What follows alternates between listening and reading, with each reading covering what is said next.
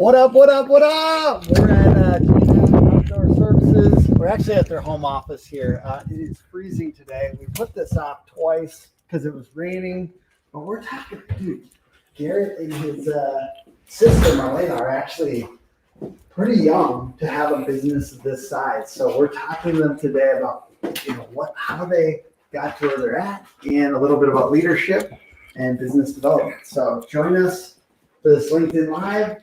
Here they are. They're ready for the conversation. What's up, guys? How you doing? Good, really good. How are you? Very good. Thanks for having us. Thank you very much for having me and Sam here. So we are talking about, first, let's talk about business development. And actually, what are your guys' ages, by the way? Just 321. I'm 23, I was 24. And the company has how many people? We have 35, I think we repeat like 36 on payroll this winter, and we had three, 4 subcontractors. Awesome. And just for the people out there, what do you guys do? Just quick. Landscaping, excavating, snow removal. Awesome. And so part of this was me coming out here because I was like, dang, these guys are young for having such a company that's popping like this. And certainly why? First of all, let's talk about why. Why did you go hard so quick? Because I feel like it took me till I was like 27 to get my poop in a group, as they might say. Yeah. Why did you go hard so quick? Yeah, I think a couple really simple reasons was I always had a ton of energy, ambition, and like I love what I did so much. Like it honestly kind of came natural. It got started. We started with absolutely nothing. And started building, and just took on more as it came. It's kind of just like I've had a lot of energy, and I put it all into this. I love it. So, and as far for you, what are some of the top business development systems for the company that are currently bringing in the most leads? And if you could even give me percentages, I'd love to hear that. Yeah, so right now we do Google was our #1 here in the spring. We get a lot from Facebook too, like the local Facebook groups. I'm sure a lot of people are familiar with those, with like bulletin boards. A lot of referrals on there. We have a lot of people that we've worked for before that they'll see something come up and comment in G&M, that type of thing. Probably 50% of our stuff is coming from Google right now. Yeah. 30 to 40% referrals. Google Ads or Google Ads. Okay, cool. And Yeah. You do like geo tracking too, right? nice. Yeah. I love it. And we did talk about this earlier on a podcast, so go check that out when it comes out in a couple weeks. But we talked about Home Advisor. You guys actually had a pretty good experience with Home Advisor, and it was part of how you guys were able to come up a little bit. So talk to me about how you leveraged Home Advisor. Yeah, I think Home Advisor was a good, like if you have absolutely nothing, or if you want to start new divisions, because I can go on there and pay the $400 a year, X amount of lead, and it's instant leads. Yeah. Like you don't have to. It's not a website. It's long term. It's not Google SEO. Like you just said, if you do it once, it ain't gonna work. You got to do it for a year or 2 years. So where Home Advisor, I think, is instant. If you want to start a plumbing business, you can get on there and get plumbing leads this afternoon. Yeah. So we used that starting out, was a really good, and just to start building a good client base. Now we have a huge client base. We have people that are gonna work for that are absolutely advocates for us. That we gotten hundreds of thousands of work from one guy who did a $4,000 job from so many referrals. I feel compelled to note that a lot of our because we work with so many roofing companies, a lot of them hate it, but I think that's because client base isn't as big of a thing, like client base, because you get it's a one-time one. Yeah, it's a little bit bigger price point, but maybe it's like done after that point. Right. If you got a recurring thing, it maybe works a little bit better. Right. We come in and we redo all the front landscaping. That's 10 grand. We do rock shrubs, a little water feature. Then we go in the back and we do a nice wall, another 30 grand and a hardscape. Yeah. And then then they have a bunch of trees. They have 2 acres and they want to clear the back half acre. And we come and do that. And then we do irrigation and sods. It's like there's so many things we can do for one homeowner that it's like there's people that we worked with originally 3.5 years ago at Home Advisor that we still do work for now. Yeah. It's a referral, or it's their neighbor, or it's now doing this portion of the project. It's like it's a ton of that. So if you think long term and you were also talking about how you have to be very quick. So you're like that day responding, that day getting out to their property. Yeah. Then Home Advisor can be great. And then you kind of wean yourself off and you're working on the client base and expanding that from there. Exactly. Yeah. You got to be on. You got to be on. You got to be on. You can't be calling 2-3 days later. Yeah. Someone like me has already been out there, got a quote, got the job, and you're calling 2 days later. It's way too late. You got to use the tool. You have to use it. You got to use it right. You got to use all of its features and do it right, or it's not going to work. That's good for any tool, right? Whether it's Google Ads or whatever, just use all the features. Yes. That's a big one, right? Fully utilize it. Yeah, like because on Google Ads, it's like all about all the extensions and click to call and using all the things that you possibly can. every tool has it. Google My Business. So Right. half the people that we talk to just don't even fill out all of the things. Yes. So like, Right. just be extensive, be comprehensive with every single thing. Exactly. It's like And making everything that you're putting out there the same everywhere. So Yeah. you're looking, That's your good. image is the same everywhere. Yeah. Versus your truck, your Yeah. website, your Facebook, everything is your cohesive. billboards, Yeah. email marketing. You know, sales guys always talk about that stat of like 7 touches to close a deal, right? Like Yeah.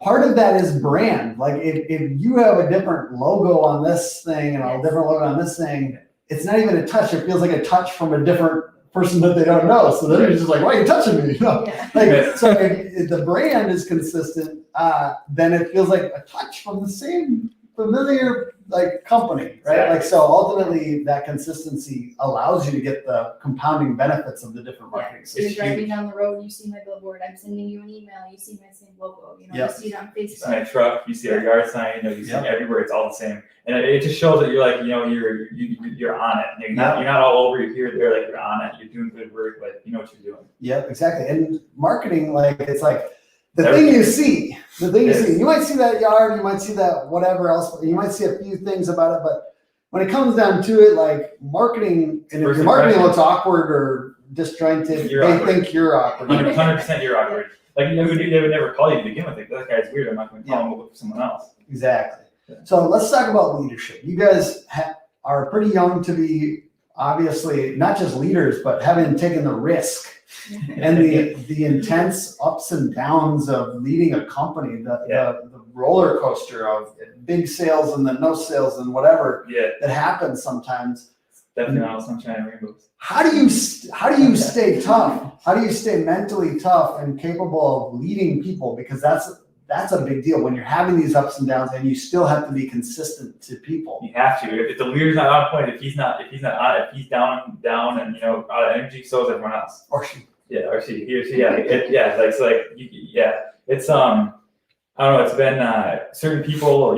Certain people we've brought on that knew nothing, and to teach them everything to know, and we kind of shape them how they want them to be, like to be good. Yeah. And a lot of people are kind of both times they have it or they don't. You can put them in the workplace, put them on a crew, and you can just tell right away, like if they have the potential or if they're happy with being a laborer the rest of their life. Yeah. There's a good place for that, but we also need crew foreman, landscape. And a lot of the same things that are going to lead to a good worker lead to a good leader. Just the initiative, the ability to like be on top of stuff, detail oriented, kind of vigorous. To be able to do something when no one's looking, when they know it needs to be done, and not maybe not get credit for it. Yeah, That's huge.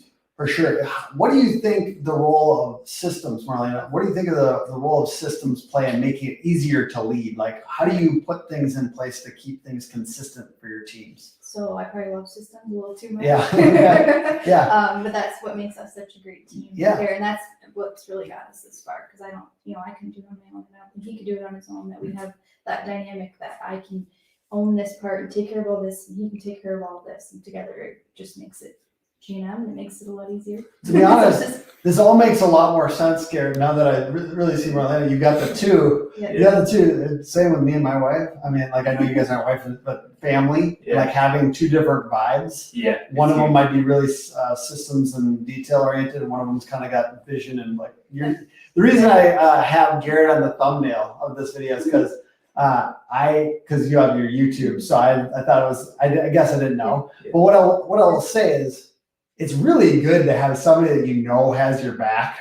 Yeah, it is. To have a board of really good people, we would never be this far if it was just me or just her. Yeah. I was like, on our own we're good, together we're great. Yeah. It's like I can't sit at a desk all day long. It drives me insane, and I won't be good at it. I do it when I have to, but it's not what I like to do. So I'm good at being popping around jobs, meeting new people, selling jobs. Like I've done all the sales up until the spring. We hired our first sales guy 2 months ago. I've been training him, and it's been really good.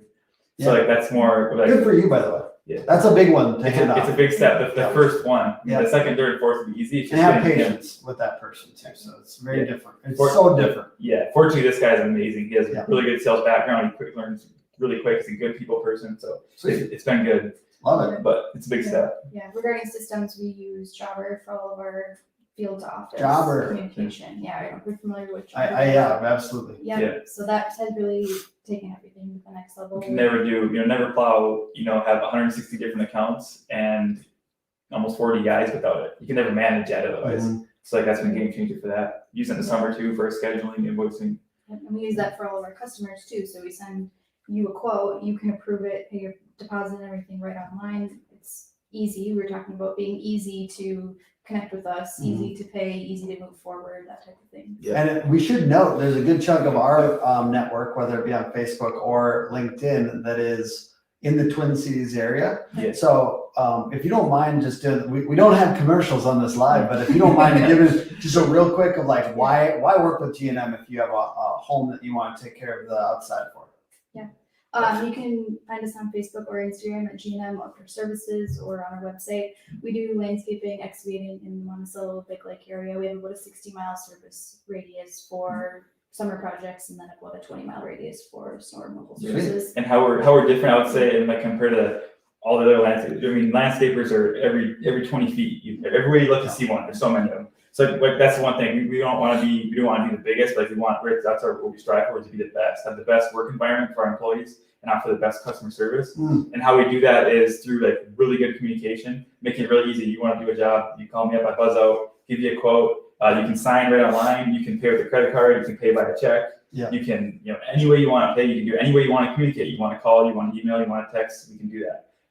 And so with our, with our scheduling, we'll get you, give you a tentative date. We'll be there, let you know a couple days before. Our guys, our foreman, has got any questions, they'll call you throughout the project.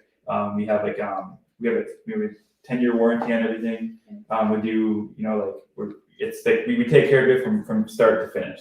I love that, man. And how big is it? How important is it to scaling a business to make it easy to work with you and just keep it simple? Yeah, less is more. Like keep it simple and like just so it works. Yeah, it's huge. Like we leave every single customer, whether it's a $3,000 job or $300,000 job, we leave every customer with the same impression. Yeah, like from start to finish is great. The same from start to finish, of when you're being contacted and who you're being contacted by, and that the crew's going to be out there and that the locators are going to be out there, and this is what you can expect, so that they're not wondering. Most contractors, like I'm trying to find a fence contractor, I'm calling 6 different people. They can't show up. They can come at 8 o'clock on Sunday. Okay, now they can't come. Like I can't pay. How do I pay? I don't have a contract. Like I'm trying to spend $10,000 on a fence with you. Like make it a little bit easier for me. So we've just made that easy for customers. That it's just seamless. It's like if you make them want to work with you. Right. James on LinkedIn says make it easy for the client. Great job. Yeah. 100%. And like they're the ones paying the money. Yeah. Like they're you gotta take care of them. They're the one that's paying you whatever it is.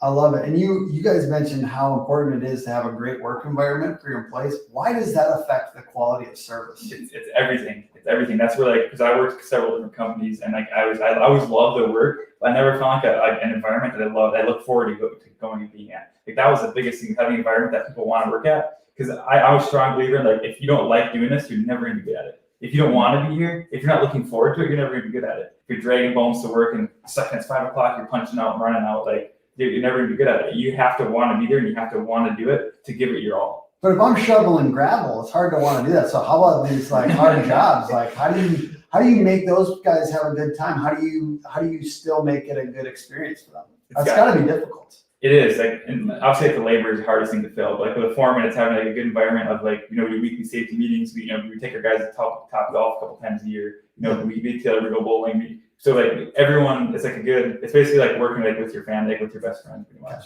Cool. So and it's being positive and being really open to hey, you have something to let me know. We can work with that. You want to flexibility. That's a big one. It's in corporate America where you're just another number. If you have something can be better, let me know. We'll work on it. We'll work it out. And the sales guy that we just brought in, I told him his first day, I was like, anything you see that this is new for us, what can we do differently? He's like, really? He's like, you're gonna listen to what I have to say? I'm like, well, yeah, I'm sitting 5 feet away from you. Okay, so what do you got? Right? We've been doing this for 3-4 years. You're coming in from a fresh perspective.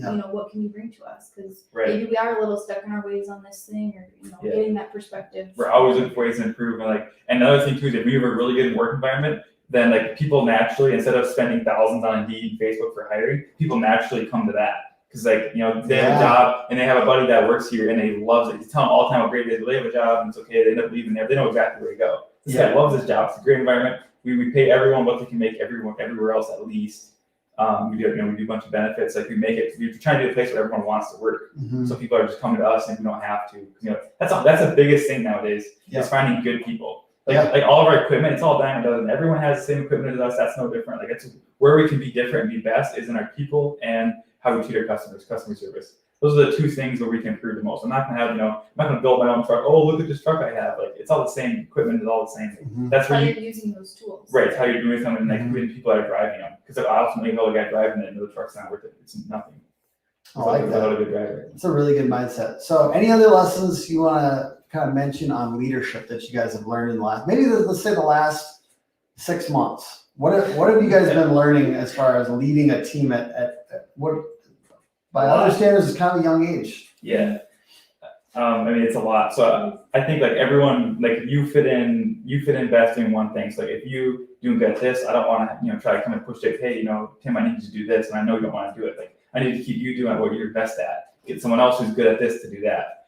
And then alternately, I feel like a lot of people either teachable or they're not. You can find out pretty quick of like someone like just starting out where they have experience and like, here's how we do things. We at the end of every day, you have to use this technology to show us what you did this day. You got to, we might have to figure that out.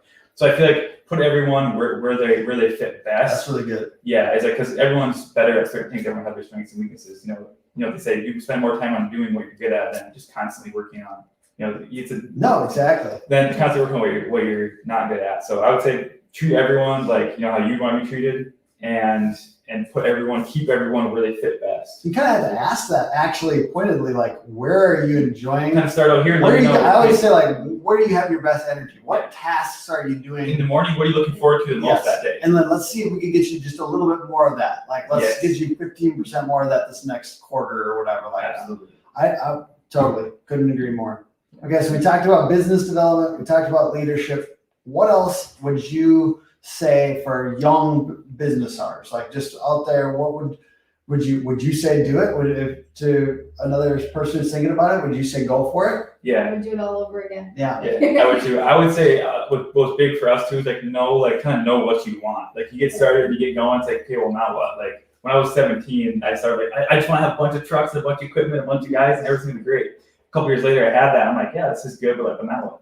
Because when I started, that was kind of the goal. So in the last year and a half, I've been like, okay, well now what's kind of more of like our end goal, so we know where we're at. So we're not just going like this. We know we want to be here and here, so that's where we're going. One second, What do we want to be doing every day too? Yeah.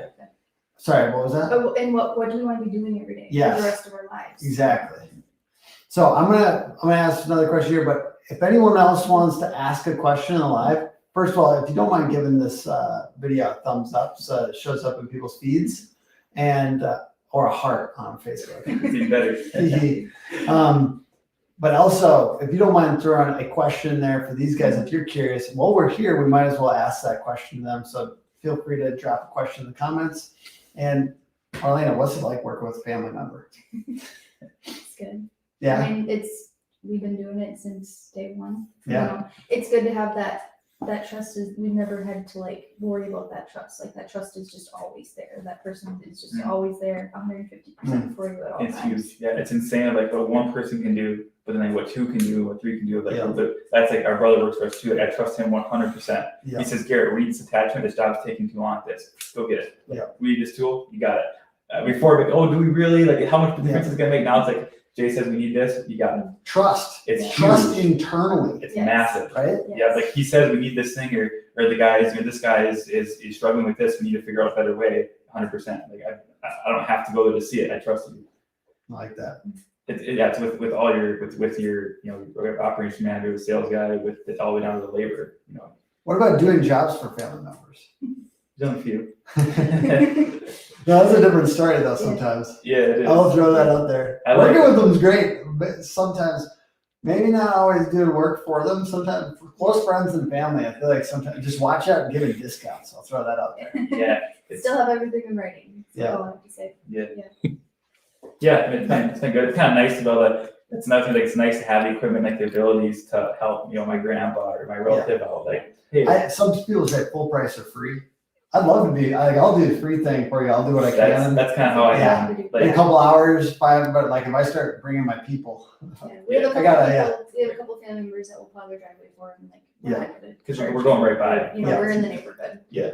So we do some of that. Totally understand that. I'm kind of the same way. I'm gonna do it for free, or I'm gonna come and do work my life. Yeah, exactly. We were just talking about fairness, like the idea that you're trying to give deals sometimes, like if people are trying to give deals, sometimes we get ourselves in this position where we're not giving our full level of service. Right, 'cause So you I think can't- it's, yeah, you kind of want to stay away from that deal mindset sometimes. Yeah, and 100%. then you know you're losing money, so you're just not excited to be there. and Yeah. it's- Maybe instead of with you, like in the contracting world, someone says, "Oh, a 10% discount." Well, how do you know what the original price is going to be to begin with? Yeah. How do you know that's marking out 10 of that's like Yeah. like you're we do email marketing every week and send out like a brochure, like a Yeah. it's type of past customer. So we don't do 5% off, 10% off. I see that and I'm like, what is it really? How do you know they're not marking out 10%? So we don't do any of that. Yeah, like you said. And it gets people kind of thinking of you as the bargain. Yeah. company. It is. What's your brand? What is your brand? The premium, the mid premium? We're Or talking is- about the 4.8 stars on Amazon. I'm always about that premium with like 10,000 reviews. Heck yeah, I'm getting that. Yeah. Right. But if you try to go for the 5-star where it's Way more expensive. 10x more expensive, and then the 3-star where you're like, no, I don't. So we find that mid premium spot. We're not the 10% off people though. It's something. Right, yeah. We offer like a quality service at a fair price. And we'll give like for referrals and stuff. I'll send thank you cards and gift cards and that type of thing. Yeah. So I like to do that. Yes, versus giving referrals. them- Yes. So powerful. you know, Very good. our sod vendor, she gives us so many referrals. So I'll send her a nice card and a gift card somewhere, and that's better than well, might get 10% off your next project. You know, I'd rather give her a Caribou gift card or something like Or that. shoot, send her a Vikings game letter or something like. Yeah. Oh wait, she listens to this. I don't know. Tip our Yeah, hand. yeah, Kelly. But yeah, no, referrals are huge. I feel like we can do a whole nother podcast or a whole nother conversation. How far are we in on this? We are 21 minutes in. So let's talk about. We got referrals. a from Mark on Facebook. Awesome. So let's talk. Oh, here we go. We got a. How do you differentiate your company on bids in such a competitive market? I love that. Let's hear it. Yeah, so I got to one time. I was curious, like if someone said your price is too high, your story is too short. So like you gotta give. So say I bid a job the other day. It was $28,000. The guy said, "Garrett, I got 3 different bids. The highest one was 18,000." And he said, and we went back and forth. The time I ended up hiring us, and then we got done with the job. I said, "Nick, why did you hire for jobs?" We're almost double. He said, "Because like the value was there. Like your communication was great. You have a good website. I can see you're present. You have good reviews. You're not a fly-by-night storm chaser." The guys thought the extra value was there. So like, I don't ever worry about anyone else's price. Here's what we need. Take it or leave it. And we know our numbers so well, almost too good, that we're not going to do it. And I'm like, okay, yeah, we'll do it for 18,000. Yeah. Like We- this you know- is our number, is what our number is. And sometimes those people are like, they're literally like burning someone. They're gonna come back with a change order later. They're like, Yeah, they No, get it's- to get in and then yeah, get it's in there. like it was 8K, but now it's 12K. Now that I know all the details, it's like these It's their people, fault. yeah, they can see through that. They're like, that's not the right price. And we're very clear, and like we have a 2-page. Our quotes are usually about 2 pages. Yeah. You know, they're simple but cover the bases on everything. Here's everything it includes. Here everything it doesn't include. Oh, that's good. I like that. Doesn't include. Yes. Huge. Yeah. That's It doesn't very include- useful. It doesn't include dewatering. Like we go to tear out a pool, we get there, it rained a bunch of pools half full of water. I can't spend half the day pumping it out because that was the pool was dry when I was there. So I didn't know that there were storm chasers in landscaping.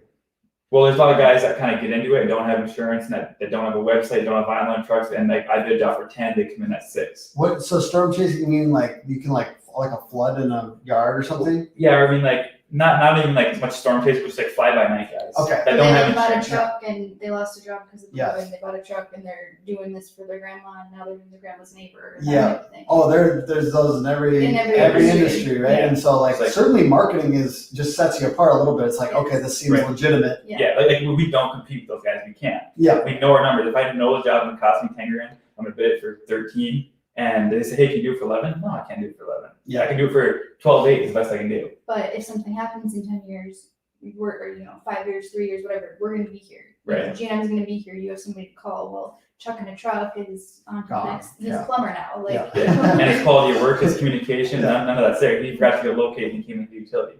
We have automatic locate. We have it set up no matter what, we show up to the job, we have a locate. So I should ask, do you have any other systems around referrals besides like the gift cards thing? Do you have any, how else are you guys increasing I referrals? track all of our referrals or all of our leads. Really? Yeah. Every lead is tracked. Okay, yes, Everything's absolutely. coming in. Yeah. And we can put things towards that. The referrals, I keep on there who the referral was, if Yeah. we can find out who they Yeah. heard of us from.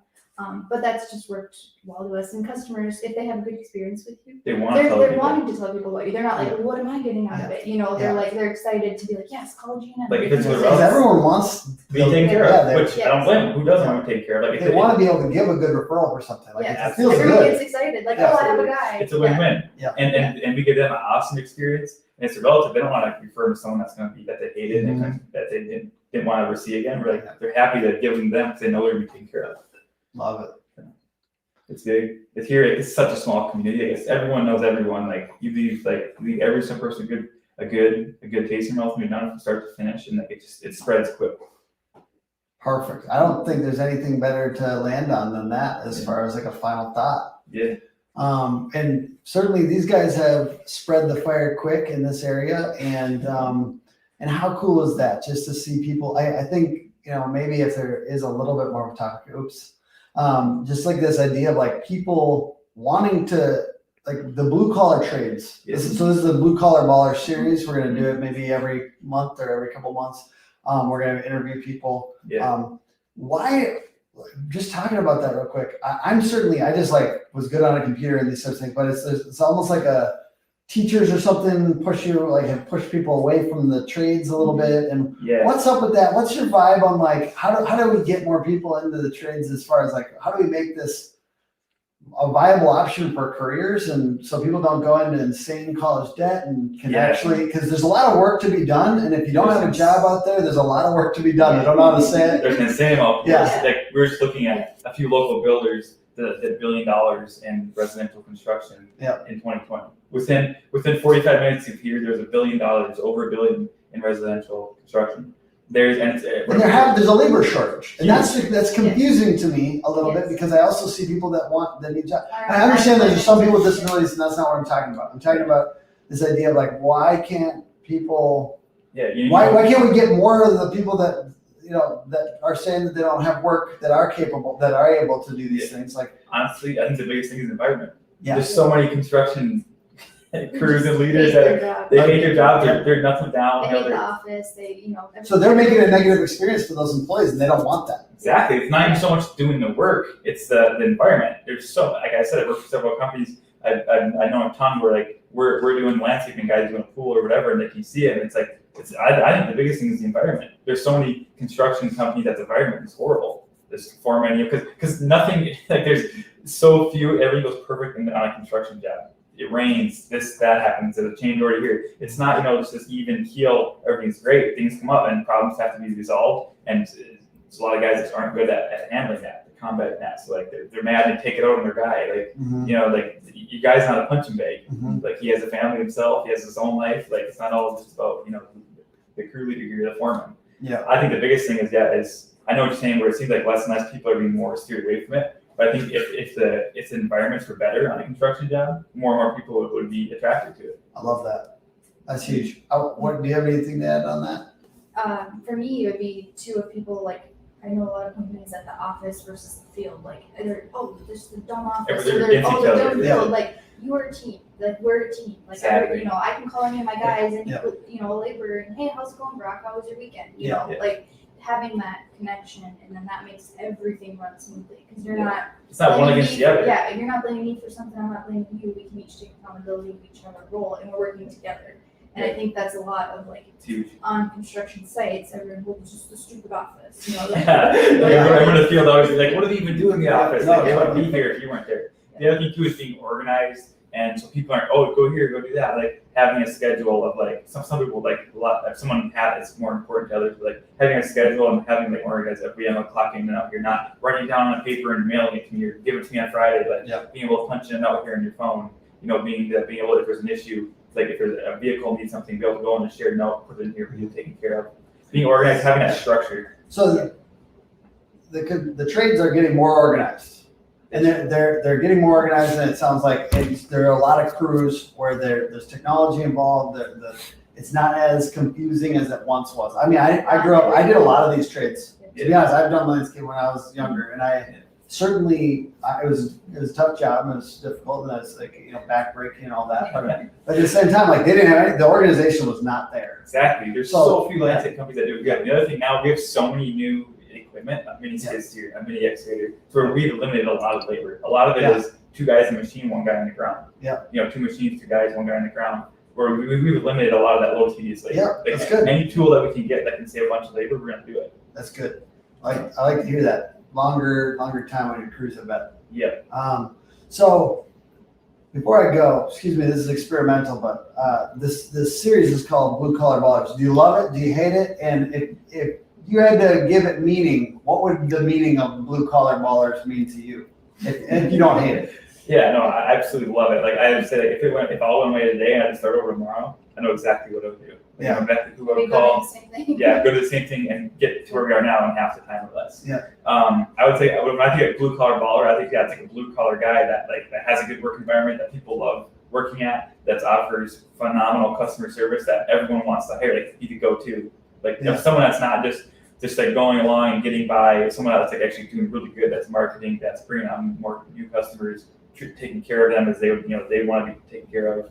I love that. So blue collar baller to you means golden rule. Exactly. Because people that operate by the golden rule win. They do every time. I like it. All right. Well, thank you so much for joining me. Appreciate you guys so much. Garrett and Marlena. And this is G&M Outdoor Services. We're so grateful that you guys allowed us to come by and just learn from you today. And thanks everyone on the live for watching. And make it a great day. absolutely. See you guys.